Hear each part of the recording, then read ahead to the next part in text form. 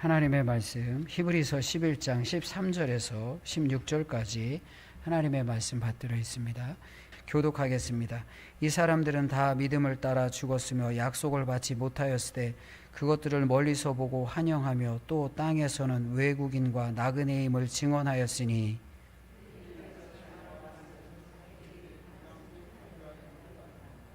그들이 나온 바 본향을 생각하였더라면 돌아갈 기회가 있었으려니와 그들이 이제는 더 나은 본향을 사모하니 곧 하늘에 있는 것이라. 이러므로 하나님이 그들의 하나님이라 일컬음을 받으심을 부끄러워하지 아니하시고 그들을 위하여 한 성을 예비하셨느니라. 아멘. 계속해서 히브리서 11장 말씀을 나누는데 히브리서 11장은 믿음의 사람들에 대해서 이야기합니다. 오늘 본문의 말씀도 이 사람들은 13절 말씀에 이 사람들은 이 말씀으로 시작하고 있죠. 이 사람들이 어떤 사람을 이야기할까요? 오늘 본문의 말씀 앞에 보면 여러 사람들의 이름이 나와요. 그런데 특별히 아브라함과 사라가 그 앞에 바로 나오는 것을 봅니다. 그러니까 이전까지 언급되어졌던 다 모든 사람들을 다 포함해서 이 사람들이라고 할 수 있지만 아주 특별히 바로 이 직전의 말씀에 나오는 아브라함과 사라의 믿음에 대해서 이야기합니다. 그런데 사실은 상관없어요. 앞에 모든 사람들을 이야기하든 아브라함과 사라의 믿음에 대해서 이야기하든 분명한 것은 성경이 우리에게 말하는 것이 무엇입니까? 이 사람들은 다 믿음으로 살았다라고 믿음으로 산 사람들에 대해서 이야기합니다. 우리도 이 사람들을 따라서 믿음으로 살 것을 성경이 말씀하고 있는 것입니다. 그렇다면 오늘 본문의 말씀 믿음으로 산 사람들, 이 사람들은 어떤 믿음으로 어떤 믿음의 모습으로 이 땅에 살아갔을까요? 성경 말씀을 한번 보겠습니다. 13절 말씀을 다시 한번 보세요. 이 사람들은 다 믿음을 따라 죽었으며 약속을 받지 못하였을 때 그것들을 멀리서 보고 환영하며 또 땅에서는 외국인과 나그네임을 증언하였으니 이렇게 말씀하고 있습니다. 이 사람들이 어떤 사람입니까? 믿음을 따라 산 사람입니다. 그런데 믿음을 따라 살았는데 믿음을 따라 살기만 하는 것이 아니라 믿음을 따라 죽었으며 이렇게 말씀하고 있습니다. 죽는 순간까지 믿음을 끝까지 지켰다는 것을 말씀하는 거예요. 믿음은 무엇이죠? 믿음은 과거형이 아닙니다. 옛날에 내가 잘 믿었었어. 아주 오랜 옛날에 내가 믿음이 좋았었어. 그 아무 소용이 없는 거예요. 믿음은 과정이며 과거가 아니라 과정이며 현재형입니다. 현재를 믿음으로 살아가는 과정이 합쳐져서 내 인생이 그려지는 것이고 그 인생이 믿음으로써 하나님 앞에 올려드려지는 것입니다. 그래서 어제 믿음으로 살았다가 죽는 날까지 죽음의 순간까지 믿음을 지킨다는 것 이거 얼마나 귀하고 소중하겠습니까? 말씀에 보면 죽는 순간에도 약속을 받지 못했다 이렇게 말합니다. 13절 말씀에 보면 이 사람들은 다 믿음을 따라 죽었으며 약속을 받지 못하였을 때 이렇게 이야기해요. 약속을 받지 못했다는 게 뭐예요? 성경 말씀을 한번 볼게요. 히브리서 6장 14절 15절 말씀인데 이르시되 내가 반드시 너희에게 복주고 복주며 너를 번성하게 하고 번성하게 하리라 하셨더니 그가 이같이 오래 참아 약속을 받았느니라 이렇게 말해요. 아브라함이 약속을 받았다라고 말씀하고 있어요. 그런데 오늘 본문의 말씀은 이제 믿음으로 살다가 죽었는데 약속을 받지 못했다라고 말하잖아요. 6장에서는 약속을 받았다고 말하고 이제 오늘 본문의 말씀에서는 약속을 받지 못했다 이렇게 말합니다. 그러니까 6장의 말씀과 본문의 말씀이 상충되어지잖아요. 서로 충돌하잖아요. 본문의 말씀의 의미가 무엇입니까? 6장에서 말하는 것은 약속 자체를 말하는 거예요. 하나님께서 약속을 주셨다는 거예요. 근데 오늘 본문의 말씀은 그 약속의 내용이 아직 성취된 것을 보지 못하고 죽었다는 거예요. 그 약속은 있는데 약속이 성취되지 아직 않았단 말이에요. 그 약속은 있는데 하나님이 약속은 있는데 약속을 기다리다가 결국은 그 약속이 온전하게 성취되어지는 것을 못 보고 죽었습니다. 근데 기다리는 마음이 얼마나 이제 조급하겠습니까? 하나님께서 주신 약속, 성취되어질 약속이 무엇일까요? 자녀에 대한 것도 복주고 번성하게 하고 번성하게 한다 이 말씀을 하시잖아요. 근데 아브라함의 뱃속에서 태어난 사람은 누구예요? 하나님께서 이제 이 복의 근원이 되겠다고 해서 그 복의 이 줄기가 통로로 이어지는 아들이 이삭이란 말이에요. 근데 아브라함은 죽을 때까지 이삭만 본 거예요. 사실은 이삭만, 이삭 뭐 야곱 뭐 에서 보고, 그렇게 엄청난 자녀들이 이 아브라함의 후손으로부터 이스라엘 민족을 이루는 것을 미처 아직 보지 못하고 죽은 거예요. 그럼에도 불구하고 믿음으로 죽었다는 것은 무엇을 이야기하죠? 하나님의 약속은 있고 그 내용이 아직까지는 성취되어지지 않았지만 하나님을 의지하고 믿고 하나님의 약속이 반드시 성취되어질 것이라는 믿음은 흔들리지 않았다는 것입니다. 최초로 아브라함이 약속을 받았을 때가 언제예요? 갈대아 우르에서 나와서 이제 가나안 땅에 들어갈 때, 가나안 땅에 들어올 때가 이제 주전 2091년이라고 추정을 합니다. 주전 2091년이에요. 그럼 이스라엘 백성들이 출애굽할 때는 주전 1446년이고 40년 동안 광야 생활을 했으니까 1486년에 비로소 가나안 땅에 들어가요. 한 600년의 차이가 있잖아요. 600년 후에 이 말씀은 온전히 완벽하게 비로소 이루어지기를 시작하는 거예요. 근데 아브라함은 아직 약속은 있는데 약속의 내용이 구체적으로 이루어지는 것을 보지 못했어요. 이삭 아들 하나거든요. 그리고 땅에 대해서도 마찬가지입니다. 하나님께서 그 땅을 주신다고 약속했지만 본격적으로 그 땅을 소유하는 것은 이스라엘 백성들이 출애굽하여 가나안 땅에 정착하고 들어갈 때 이스라엘 민족의 땅이 되어집니다. 아직까지는 아브라함은 가나안 땅을 이리저리 떠도는 나그네와 같은 삶을 살고 있단 말이에요. 그럼에도 불구하고 아브라함의 믿음은 흔들리지 않았다는 거예요. 약속이 있는데 아직 성취되지 않았어요. 이게 참 오래 기다린다는 것이 때로는 굉장히 어렵고 힘든 것입니다. 약속은 있는데 약속이 성취되지 않고 저 약속이 언제 이루어질까? 내일 이루어질까? 모레 이루어질까? 이 기다리는 게 얼마나 힘들어요. 그런데 이 믿음은 무엇일까요? 믿음이라는 게 뭐죠? 믿음은 오래 참는 게 믿음이 아니에요. 믿음은 오래 참는 것이 믿음이 아니라 될 때까지 기다리는 것이 믿음인 거예요. 그래서 오래 참는 사람은 어떤 사람이죠? 시간을 믿는 사람이에요. 시간을 따라가는 사람이에요. 시간 안에 살아가는 사람입니다. 이렇게 시간을 의지하고 시간을 믿고 시간 안에 살아가는 사람은 시간이 우리에게 주는 게 있어요. 시간이 우리에게 주는 것이 무엇일까요? 초조함을 주는 거예요. 불안함을 주는 거예요. 염려를 주는 거예요. 아니 이 정도 시간을 기다렸는데, 오래 기다렸는데 왜 안 될까? 초조해지는 거예요. 많이 기다렸는데 왜 안 될까? 불안해지는 거예요. 참 오래 길게 기다렸는데 왜 안 될까? 염려가 찾아오는 거예요. 믿음은 시간 안에 살면서 오래 참는 것이 믿음이 아니에요. 믿음의 사람은 단순히 오래 참는 것이 아니라 될 때까지, 이루어질 때까지 참았고 이루어질 때까지 기다렸어요. 심지어는 아브라함과 이삭은 자기가 죽을 때까지 믿음으로 살았는데 약속이 이루어지는 것을 실제적으로 구체적으로 보지 못했어요. 그럼에도 불구하고 죽을 때까지 하나님의 약속에 대한 믿음은 흔들리지 않고 살아갔다는 거예요. 실질적으로는 완벽하게 온전히 이루어지지 않았잖아요. 그럼에도 불구하고 하나님의 약속을 믿음으로 붙잡고 흔들리지 않는 믿음으로 하늘의 소망을 바라보고 살아갔음을 말하는 거예요. 그래서 다시 한번 말씀드리면 믿음은 오래 참는 것이 아니라 될 때까지 기다리는 거예요. 믿음은 시간 안에 살아가는 것이 아니라 하나님의 때를 믿음으로, 하나님의 카이로스를 믿음으로 기다리며 살아가는 것입니다. 하나님만을 바라보는 거지요. 시간 안에 살아가면 말씀드린 것처럼 불안하고 초조하고 바빠요. 빨리빨리 해야 되거든요. 시간은 유한하기 때문에 빨리빨리 해야지 시간 안에 되거든요. 그래서 바빠지고 급해지는 거예요. 그러나 하나님 안에 살아가고 하나님을 믿음으로 살아가는, 믿음으로 바라보며 살아가는 사람은 시간에 쫓기는 사람이 아니라 하나님을 따라가는 사람이에요. 시간에 쫓기는 사람은 불안하고 바쁠 수밖에 없습니다. 그러나 하나님을 따라가는 사람은 신앙의 여유가 있는 것이고 하나님을 바라보는 참 소망이 심령 가운데 있는 거예요. 아브라함은 그런 믿음이 있었어요. 그러니까 죽을 때 약속은 받았는데 약속이 구체적으로 성취되어지는 것을 난 옛 아직은 보지를 못했거든요. 근데 시간을 따라가는 사람이었다면, 아니 내가 죽을 때가 됐는데 왜 안 돼요? 고작 이삭 하나 이거 주고 이삭 장가 가서 이삭 몸에서 야곱과 에서 태어나고 그러고 이거 지금 내가 죽어야 되는데 왜 이렇게 안 돼요? 이렇겠죠.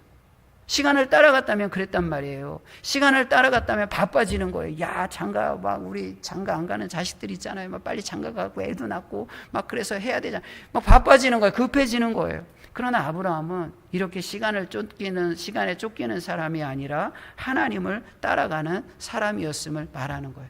그래서 믿음, 약속으로 믿음을 끝까지 붙잡고 나아갑니다. 더불어 오늘 성경이 무엇을 이야기합니까? 믿음을 따라 죽었으며 약속을 받지 못하였지만 믿음으로 아브라함이 승리했습니다. 어떻게 이 믿음으로 승리할 수 있었을까요? 13절 말씀을 다시 한번 보세요. 이 사람은 다 믿음을 따라 13절 말씀 우리 같이 한번 말씀 받들어 읽을까요? 시작.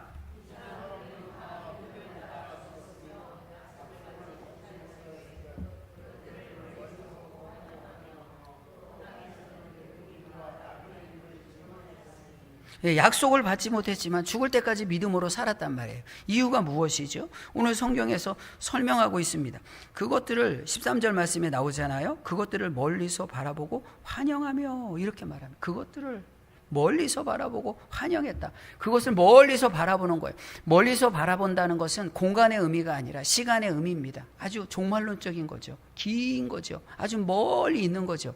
실질적으로 멀리 있는 거예요. 지금 이루어지지 않았잖아요. 죽을 때까지 이루어지지 않았잖아요. 그러니까 얼마나 멀리 있는 거겠어요.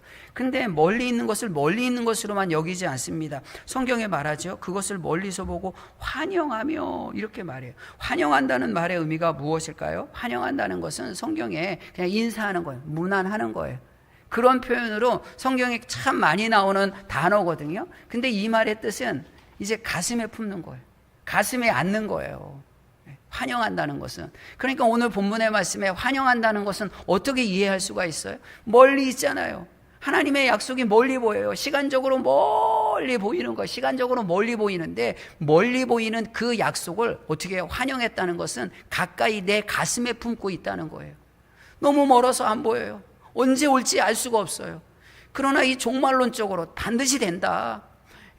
마치 그 먼 미래지만 그 미래에 내가 소망 가운데 가고 그 먼 미래를 믿음으로 내 가슴에 품고 살아가는 것처럼 그걸 멀게만 느끼지 않았다는 거예요. 아브라함이 사실 이루어지지 않고 이삭을 기다린 것도 얼마나 오래 기다렸어요. 이런 훈련을 통해서 아브라함이 배우는 것이 무엇일까요? 비록 멀리 있지만 믿음의 사람, 소망의 사람은 그 멀리 있는 것을 내 가슴으로 끌어당기는 거예요. 내 가슴에 품고 영적인 거리감을 줄이는 거예요. 이게 믿음으로 살아가는 거예요. 우리도 이 땅에 살아갈 때 그런 종말론적 믿음으로 살아가는 거죠. 하나님의 구원이 언제 임할지 우리 아무도 알 수 없습니다.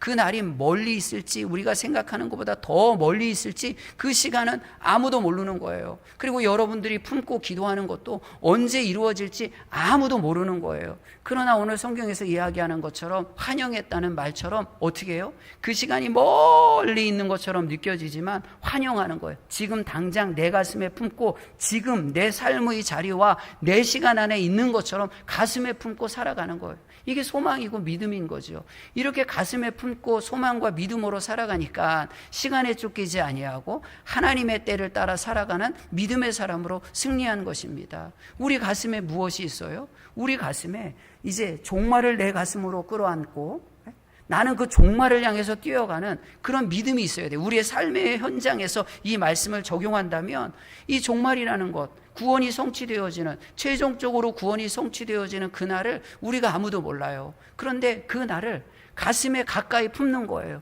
그 가슴으로 가까이 내가 품고 그 종말을 향해서, 그 소망을 향해서, 그래, 하나님의 구원이 있어, 하나님의 구원이 성취되어질 거예요. 가슴에 품는 거예요. 그리고 가슴에 품은 나는 그 종말을 향해서 더 가까이 뛰어가는 믿음의 경주를 하는 거예요.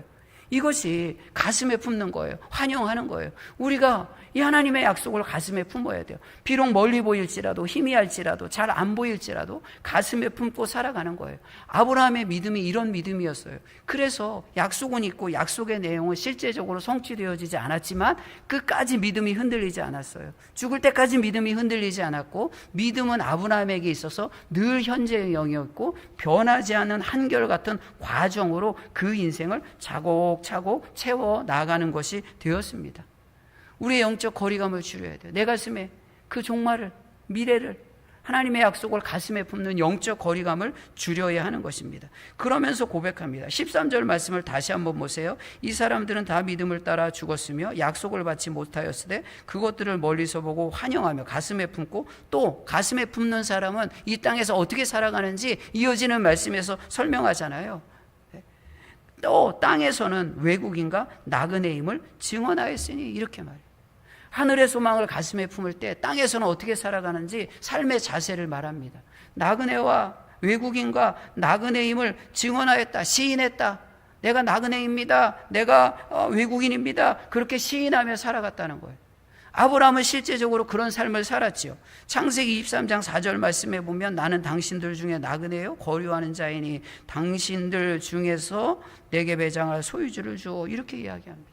나는 이 땅의 나그네와 거류하는 자다라고 이야기합니다.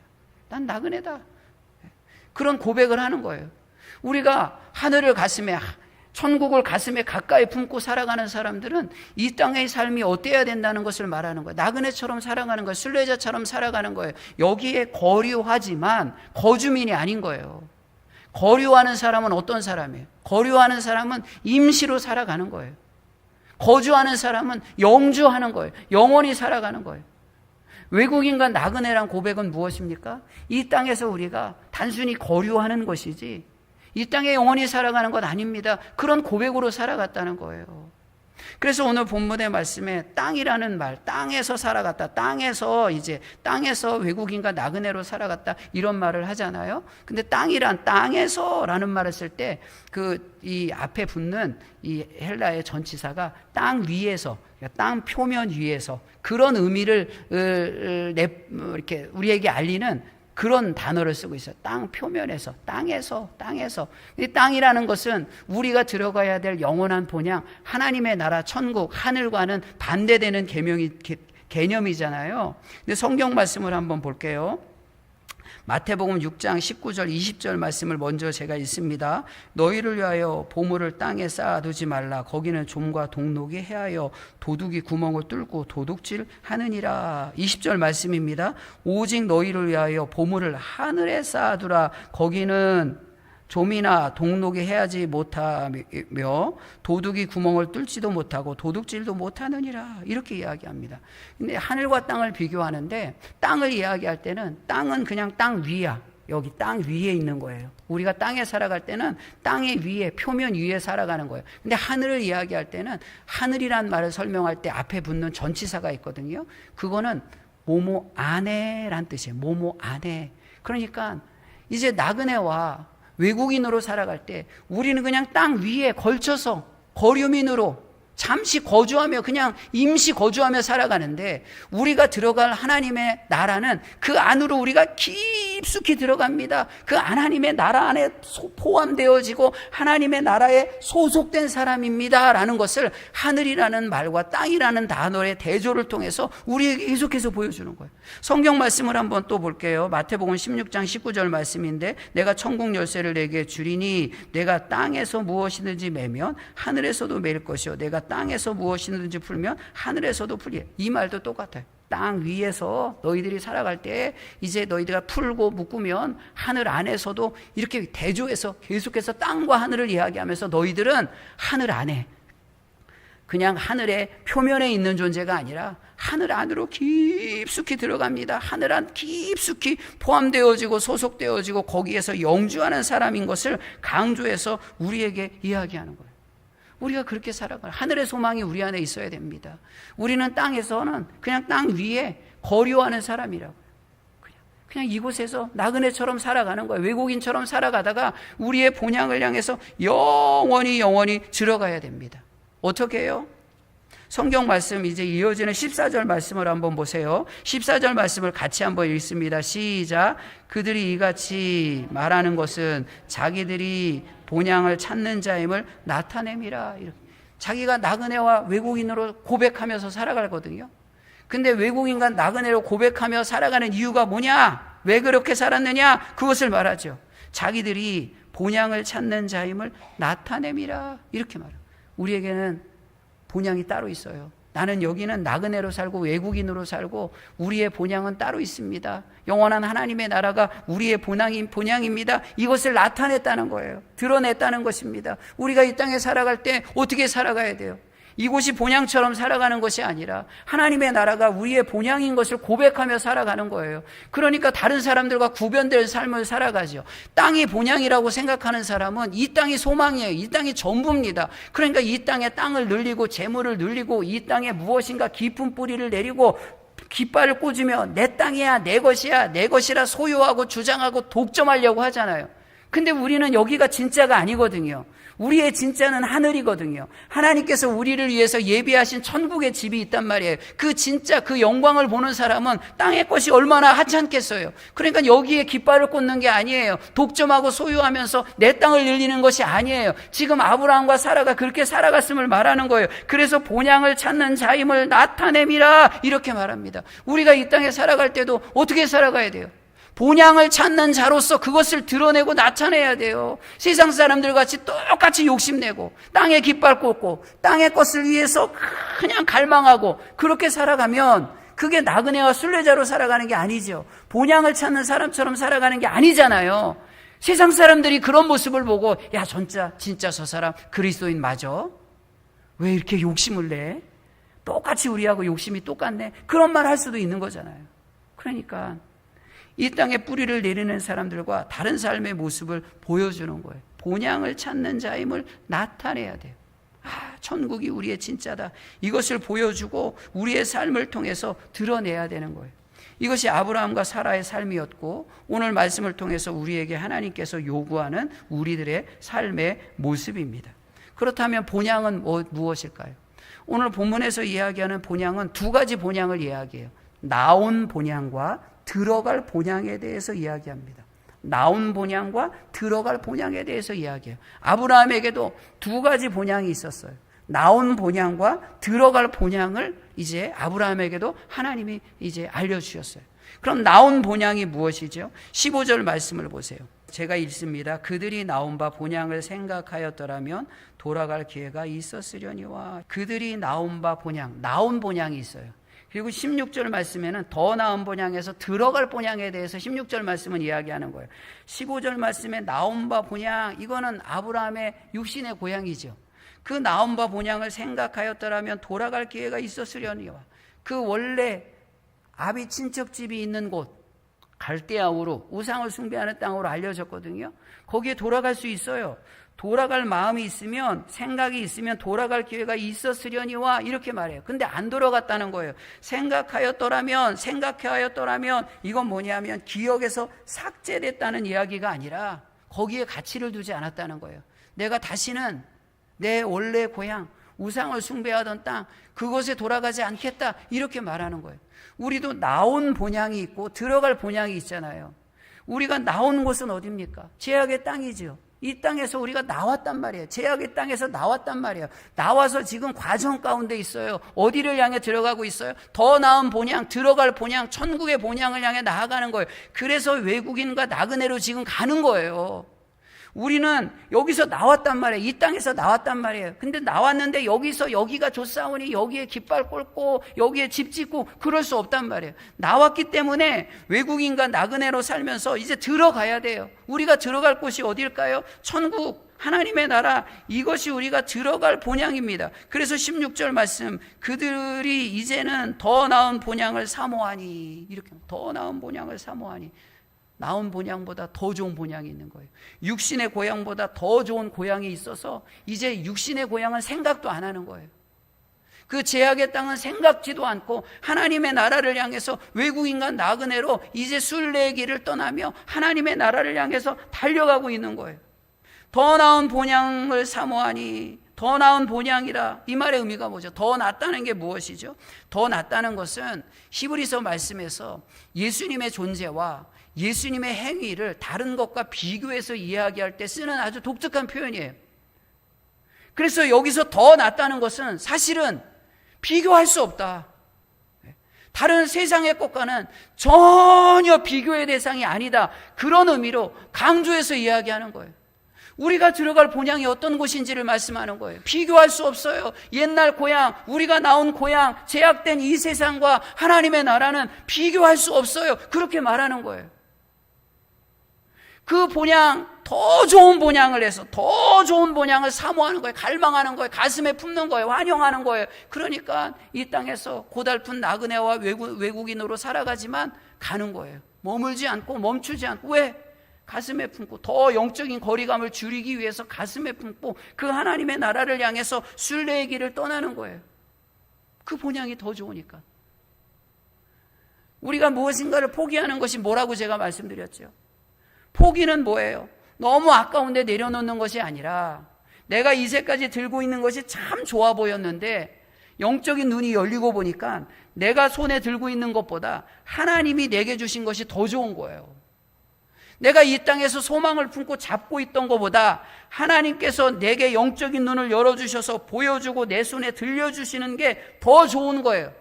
더 좋으니까, 진짜가 있으니까 진짜를 보니까 이제까지 잡고 있던 것을 내려놓는 것이 포기인 거예요. 근데 우리가 포기가 왜 어려워요? 포기가 어렵다는 것은 소망이 희미한 거예요. 믿음이 희미한 거예요. 하나님이 주신 것에 대한 소중함을 잘 모르는 거예요. 거기에 대한 열망과 갈망이 없는 거예요. 그러니까 이게 아까운 거죠. 모래를 손에 쥐고 있다가 내 손에 누군가 다이아몬드를 손에 들려준단 말이에요. 그러면 내 손에 있는 모래를 내려놓고 다이아몬드를 잡겠지요. 상식적인 사람이라면 당연한 거지요. 왜? 더 좋으니까. 그러면 이 사람이 모래를 포기한 거예요? 아니에요. 더 좋은 것을 선택하는 거예요. 그래서 성경적 개념의 포기는 아까운 것을 내려놓는 것이 아니라 더 좋은 선택을 하는 거예요. 그래서 오늘 본문의 말씀에 그들이 이제는 더 나은 본향을 사모하니, 이 말은 아까운 본향을 포기한 것이 아니라 진짜를 보는 거예요. 우리의 소망을 믿음으로 보는 거예요. 이 영광을 보는 거예요. 하늘의 영광을 보는 거예요. 그러니까 이 내 원래의 본향, 육신의 본향, 내가 나온 이 아버지의 집이 아무것도 아니에요. 생각도 안 와요. 돌아갈 기회가 있어도 돌아가지 않는 거예요. 왜 돌아가요, 거기를? 왜 다시 뒤로 물러가요? 세상 말로 왜 빠꾸를 해요? 더 멀어지는데. 환영하고 가슴에 품고 점점 영적인 거리감을 줄여야 되는데 왜 다시 갈대야 우르르 돌아가서 영적인 거리감을 늘릴 이유가 없잖아요. 나그네와 순례자로 그 땅에 살아도 하나님이 이루실 약속을 바라보며 가나안 땅에 살아가야 되는 거예요. 그 땅에서 이루실 하나님의 은혜를 바라보는 거예요. 그 땅에서 반드시 이루어질 하나님의 은혜를 소망 가운데 가슴에 붙잡는 거예요. 이게 더 나은 거예요. 그래서 포기는 아까운 것을 버리는 것이 아니라 더 나은 것을 선택하는 거예요. 그래서 아브라함이 그 가나안 땅에서 나그네와 외국인으로 살아가는 거예요. 16절 말씀을 제가 다시 한번 볼게요. 그들이 이제는 더 나은 본향을 사모하니 곧 하늘에 있는 것이라. 하늘에 있어요. 우리의 본향은 어디입니까? 가나안 땅은 하늘에 있는 본향에 대한 예표예요. 그림자예요.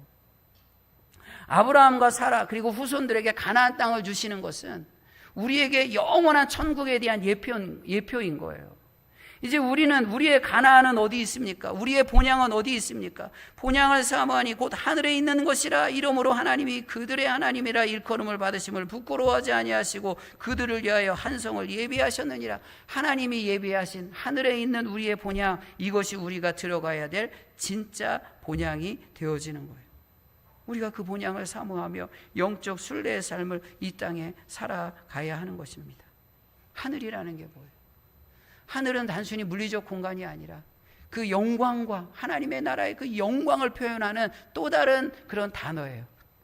성경 말씀 보겠습니다. 하늘에 속한 형체도 있고 땅에 속한 형체도 있으나, 하늘에 속한 형체도 있고 땅에 속한 형체도 있다고 말하죠. 하늘에 속한 것의 영광이 따로 있고 땅에 속한 것의 영광이 따로 있다, 이렇게 말합니다. 우리는 땅에 속한 영광을 바라보며 땅에 거주하는 사람이 아니라 하늘에 속한 영광을, 그 진짜를 바라보며 이제 이 땅에서 외국인과 나그네로 하나님의 나라를 향해 순례하는, 순례의 길을 떠나는, 방황하지 않고 배회하지 않고 표대를 향해서 나아가는 천국의 백성이 되는 거예요. 이 하늘의 집을 하나님이 예비하셨다. 하나님이 예비하셨다. 이렇게 말씀하고 있는 것입니다. 마태복음 25장 34절 말씀에도 그때 임금이 그 오른편에 있는 자들에게 이르시되 내 아버지께 복받은 자들이여, 나와서 창세로부터 너희를 위하여 예비된 나라를 상속받으라. 창세로부터 예비된 하나님의 나라를 상속받으라 이렇게 말합니다. 창세로부터 예배된 하나님의 나라, 그 나라를 바라보며 이 땅에 나그네와 외국인으로 우리가 순례의 길을 떠나는 것입니다. 마태복음 25장 41절 말씀입니다. 또 왼편에 있는 자들에게 이르시되 저주를 받은 자들아 나를 떠나 마귀와 그 사자들을 위하여 예비된 영원한 불에 들어가라 이렇게 말해요. 이 땅에 뿌리를 내리고 이 땅에 살아가는 사람은 그들을 위해서 예비된 곳이 있어요. 영원한 불이라고 이야기합니다. 하나님의 심판입니다. 우리에게 예비된 것이 무엇일까요? 우리에게 예비된 것은 하나님의 나라의 그 영원한 집입니다. 이 진짜를 바라보며 이 없어질 것, 영원한 불에 들어갈 것, 완전히 심판을 피할 수 없는 이 세상의 것을 버리고 외국인과 나그네로 이 땅에 살아가야 하는 것입니다. 이것이 진짜 믿음의 사람입니다. 우리가 믿음으로 승리해야 됩니다. 믿음은 이 땅에서 외국인과 나그네로 살게 하십니다. 우리를 그렇게 하나님이 부르셨습니다. 거류하지만 영주하는 게 아니에요. 이 땅에서 우리가 좀 그런 좀 넉넉함과 여유로움이 있어야 될 것 같아요. 이 땅에 거주하고 이 땅에 영주한다면 여기에 깃발 꽂아야 돼요. 내 땅 소유를 주장해야 돼요. 소유를 주장하고 여기서 영원히 살 것처럼 싸워야 돼요. 다른 사람들과 싸워야 돼요. 영토 분쟁을 해야 됩니다. 이 땅에 살아가는 사람들이 다 그렇잖아요.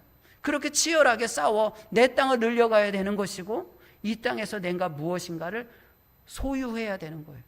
그러나 하나님의 나라를 향해 떠나는 영적 순례자는 그렇지 않습니다. 주님이 주신 축복과 은혜가 놀랍지만 나는 세상의 것을 소유한 사람이 아니라 제가 주일날에도 꽤 오래전에도 말씀드렸죠. 세상에 어떤 보이는 것을 소유한 사람이 아니라 하나님을 보유하고 있어서 세상이 말하는 소유한 것은 세상이 말하는 소유는 다른 사람들과 넉넉하고 여유롭게 공유할 수 있어야 돼요. 그럴 때 진정한 하늘의 여유와 자유가 우리의 삶 가운데 주어지는 거예요. 이게 영적 순례자와 나그네로 살아가는 우리들의 모습입니다. 그래야 곤양을 떠날 수 있고 돌아갈 생각을 하지 않고 끝까지 분명한 표대 하나님의 나라를 향해 나아갈 수가 있는 것입니다. 사랑하는 전주화산교회 성도 여러분, 우리의 고향은 어디일까요? 우리의 고향은 하늘에 있습니다. 이 땅은 진짜가 아닙니다. 이 땅에 조금 좋아 보이고 멋져 보여도 진짜를 반영하는 그림자인 것이지 진짜는 다 하늘에 있습니다. 이 소망을 우리가 잃지 말아야 돼요. 이 소망이 우리 안에 있어야 됩니다. 아브라함과 사라가 환영했다고 하잖아요. 그 멀리 있는 것을 가까이 가슴에 품고 믿음으로 나아갔던 것처럼 이 멀리 느껴지는 하나님의 나라를 믿음으로 가슴으로 끌어당기고 환영하여 내 가슴에 품어 진짜 믿음의 사람으로 나그네와 외국인으로 이 땅에 살아가는 천국의 백성, 본향을 향해 달려가는 우리 모두가 되기를 축복하고 축원합니다. 하나님 감사합니다. 이 땅에 살지만 하나님의 나라를 우리에게 허락하시고 우리가 돌아갈 본향을 허락하여 주시사 돌아갈 집이 없는 노숙자가 아니라 돌아갈 집이 있는 순례자로 살게 하시고 불러주시니 참 감사합니다. 하나님, 주님이 우리를 이렇게 영원한 하나님의 나라, 영원한 하늘의 집으로 우리를 부르셨는데 세상에 한눈 팔고 하나님 삼천포로 빠지고 영적인 삼천포로 빠져서 하나님 길을 잃지 아니하도록 주님 믿음으로 소망으로 아브라함과 사라가 그 하늘의 소망을 가슴에 품고 나아갔던 것처럼 우리도 그 소망을 가슴에 품고 늘 승리할 수 있도록 인도하여 주시옵소서. 함께 하시고 소망 가운데 끝까지 인도하심을 믿사오며 예수님의 이름으로 기도하옵나이다. 아멘.